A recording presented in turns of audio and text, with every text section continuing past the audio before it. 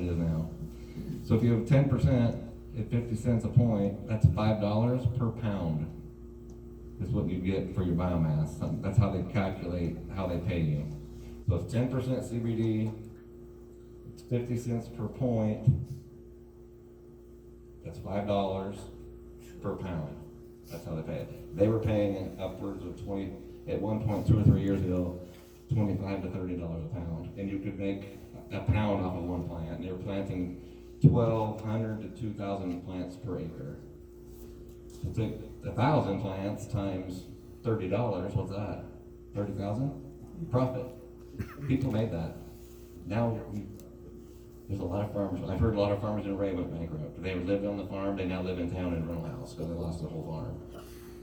So there's people in Colorado that did this big time and went bankrupt. So. Yeah, I mean, it turns. It turned so fast, the market turned in 1 year, it just went crash.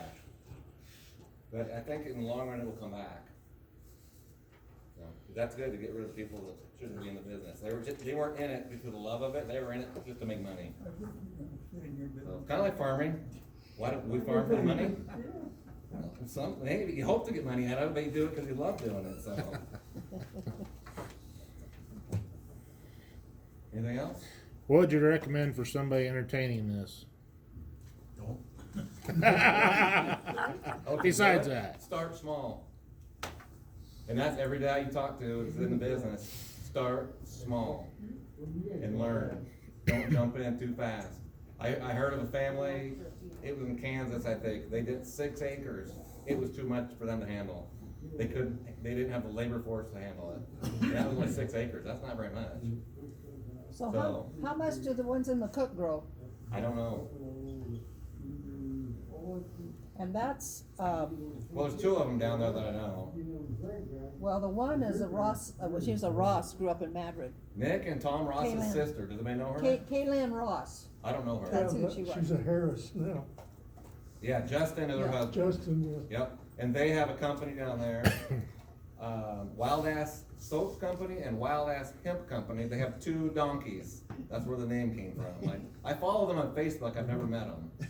And they are making their own products, so they're fully integrated. They're growing it, and I don't know if they're processing or someone else is. And they're putting it in their own products and selling it as a retail product. So they're selling tinctures, soaps, lotions, pain creams. And they are members of the Perkins County Chamber. They just joined the Perkins County Chamber. They were in Radford a couple weeks ago with their product. I need to go meet them sometime. But he was showing on Facebook, hanging there, just the same thing we went through. So, pioneers of the business, whether we're smart or not, I don't know.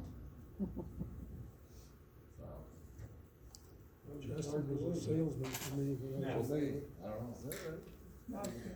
What would you recommend for legislators for the hemp business? Like to promote it? Regulation. Well, good regulations, bad regulations.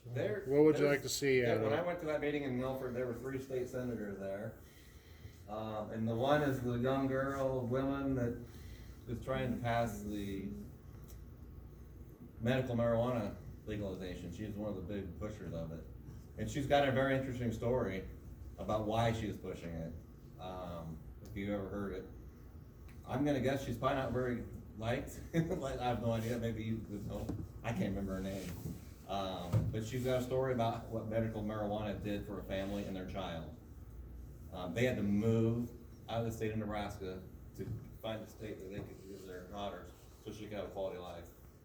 And it was medical marijuana that was giving her a quality life. So there's that side of it. The other problem is the criminal side of it. That's where the hang up is. Do I understand right, that you tell the difference between medical and the other, take a lab test? I don't, the recreational and medical, I don't think you can tell the difference, same thing, isn't it? Lab test, I understood. Oh, maybe. It's the THC, that's the big concern is what it is. But yeah, I mean, the legislators and the general public need to do their research and understand what this is about. And there's bad people out there doing bad things with it, that's the problem, we need to get rid of those people. So, yeah, they're chasing the money is what they're doing. So, yeah, we've outvoted on medical marijuana in Nebraska until the state Supreme Court did whatever they did, got rid of it.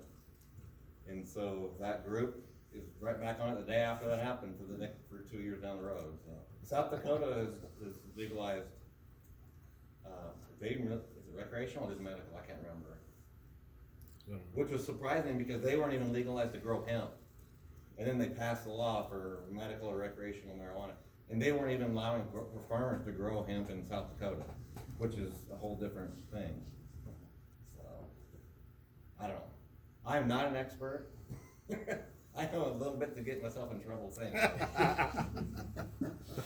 So, it's been a good experience. So, I think I've passed everything around. You stuck that in there.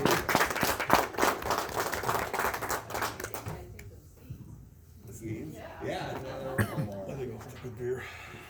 That was interesting. Thank you very much for the program tonight. I think there is a great deal of education everyone needs to inform themselves about what everything is.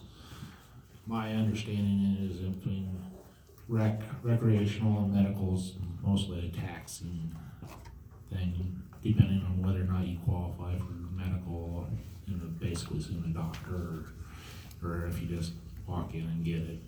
That's my understanding. Or if you go over to Cedric and buy it at the smoke shop. That'd be recreational. Yeah.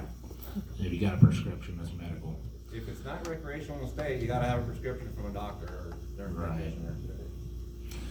All right, well, thank you so much for a wonderful program and entertaining and educating us tonight. And thank you all for coming out and braving the COVID to be here tonight. I wish you well through till this next meeting.